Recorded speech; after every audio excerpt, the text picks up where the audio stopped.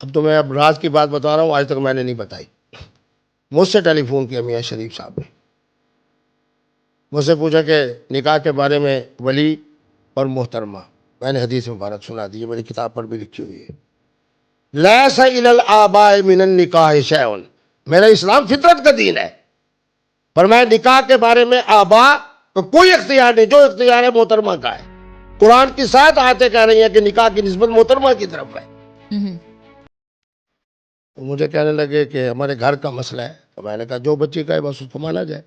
تو میرے فتوے پر مریم نواز صاحبہ آپ کے دادا پاک نے عمل کیا اور آپ کا نکاح حضرت کیپٹن محمد صفدر صاحب سے ہوا. صحیح.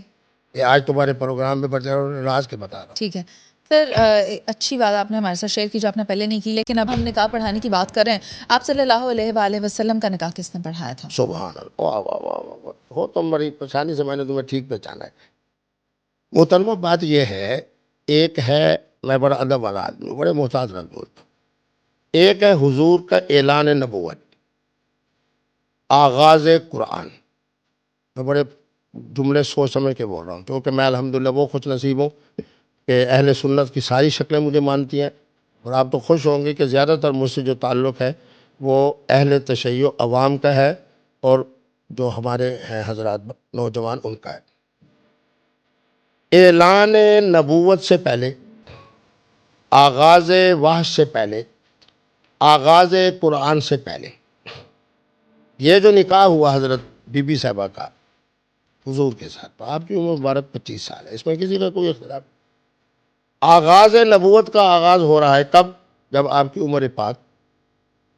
اب آپ مجھ سے یہ تو پوچھ سکتے ہیں کہ بی بی عائشہ سے نکاح ہوا تو کس نے پڑھایا، بی بی حفصہ سے ہوا تو کس نے پڑھایا؟ جب بی بی سودا کا اور بی بی خدیجہ کا نکاح ہی آغاز اسلام سے قبل کا ہے. اب اس مسئلے میں جاؤں، آپ کو بھی الجھاؤں، دیکھنے والوں کو بھی الجھاؤں، میں بھی الجھوں گا. مفتی افضل کبھی حقیقت کی بات کرتا ہے، میں کبھی وہ بات نہیں کرتا جو 1500 سال کے مسائل ہیں. یعنی کہ دین سے پہلے نکاح ہوا؟ جو ہوا اہل تاریخ جانے، علماء جانے، مولوی جانے، لڑانے والے جانے، چک ڈالنے والے جانے.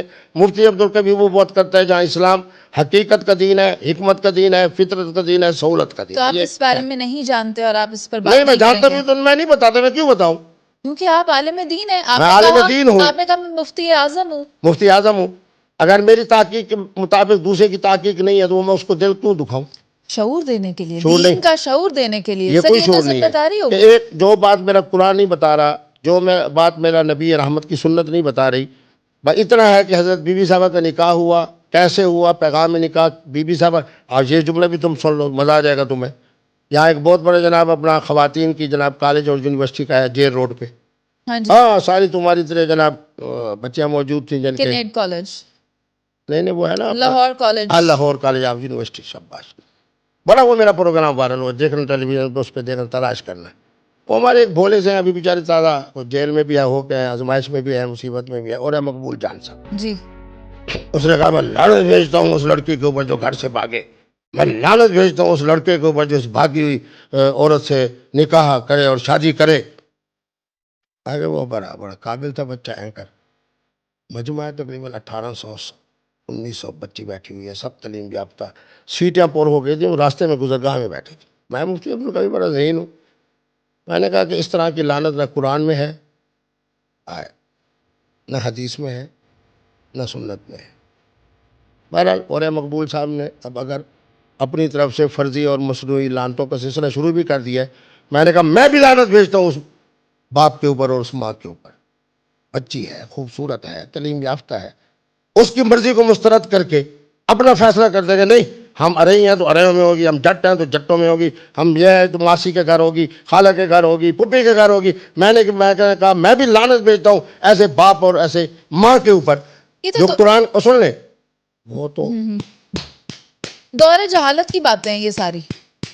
یہ عین اسلام تم کہتے دور جاہلیت کی بات. نہیں، عورت کی مرضی سے کرنا دین اسلام کہتا ہے، اور اس کی مرضی نہ پوچھنا دور جہالت ہے.